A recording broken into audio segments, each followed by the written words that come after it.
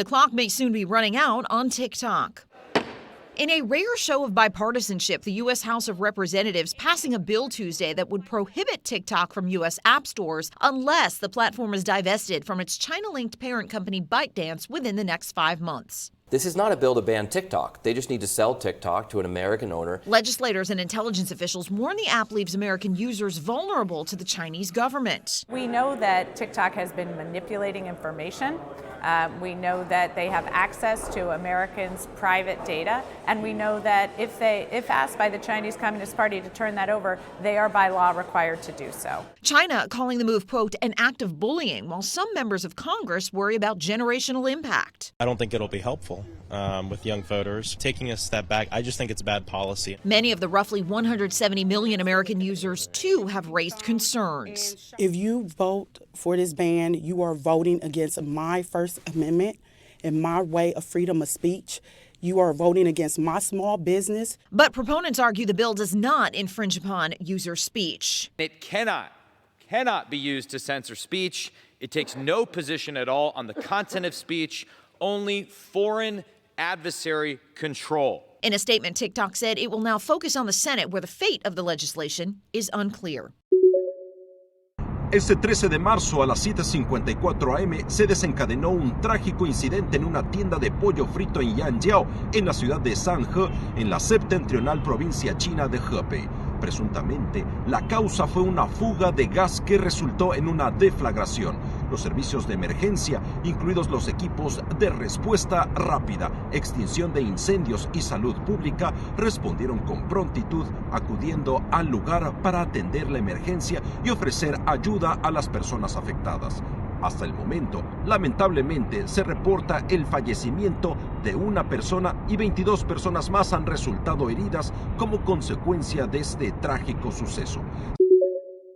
El Papa Francisco celebra este miércoles su 11º aniversario al frente de la Iglesia Católica y lo hace visiblemente resfriado. El resfriado le ha impedido, de hecho, leer su discurso previsto para la audiencia de este miércoles, aunque ha pronunciado algunas palabras con tos y la voz débil. No están siendo días fáciles para el Santo Padre debido también a la crisis diplomática abierta con Ucrania, después de una entrevista en la televisión suiza en la que el Papa habló del coraje de izar bandera blanca y la valentía de abrir negociaciones, palabras que indignaron a Ucrania y que rápidamente fueron matizadas por la Santa Sede para aclarar que el Papa no quiso equiparar la bandera blanca a la rendición y que su deseo es una solución diplomática para una paz justa y duradera.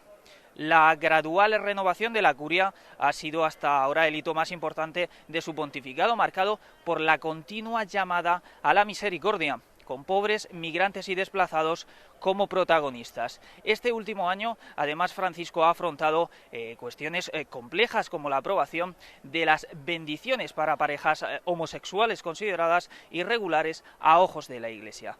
Francisco ha realizado 44 viajes internacionales desde su nombramiento y como asignatura pendiente le queda visitar su Argentina natal. El Papa, que ha creado en 11 años 133 cardenales, 9 consistorios y canonizado a 912 santos, inaugura este nuevo año de pontificado con la incógnita de la posible renuncia por sus problemas de salud.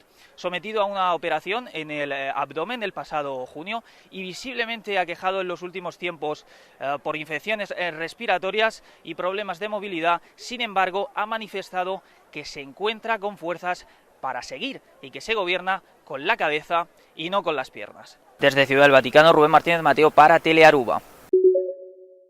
El fiscal especial Robert Hur, cuya investigación sobre el manejo de documentos clasificados por parte del presidente Biden planteó dudas sobre la agudeza mental del mandatario, defendió la inclusión en su informe de los comentarios sobre ese tema. Este martes, durante una audiencia en el Congreso, Hur dijo que tuvo que evaluar el estado mental del presidente Biden para justificar las razones para no enjuiciarlo. Lo que escribí es lo que creo que muestra la evidencia y lo que espero que los jurados perciban y crean. No modifiqué mi explicación, tampoco menosprecié al presidente injustamente. Los demócratas criticaron duramente al fiscal por haber minado la autoridad del presidente. Hur negó haber sido influenciado por las políticas partidistas. Usted no nació ayer y entendió exactamente lo que estaba haciendo. No puedo decirme que es tan ingenuo como para pensar que sus palabras no tendrían por qué haber creado una tormenta política. Por su parte, los republicanos criticaron a Hur por no haber incriminado a Biden y afirmaron que fue injusto incriminar al expresidente Trump por retener documentos clasificados en su residencia de Florida. Esto a pesar de que Hur dijo que las acciones de Trump fueron incomparablemente peores. Trump, por ejemplo, trató de obstaculizar la recuperación de los documentos y mintió a las autoridades, mientras Biden cooperó en la investigación. Estos dos informes son, en mi opinión, la culminación de los dos estándares del Departamento de Justicia. Dos estándares. Y un ejemplo nuevamente de cómo el Departamento de Justicia se utiliza como arma contra los conservadores. Hur concluyó que Biden retuvo voluntariamente materiales confidenciales, pero predijo que un jurado habría visto al demócrata con simpatía, como un anciano con mala memoria, y no lo condenaría. El fiscal subrayó que no exoneró al presidente.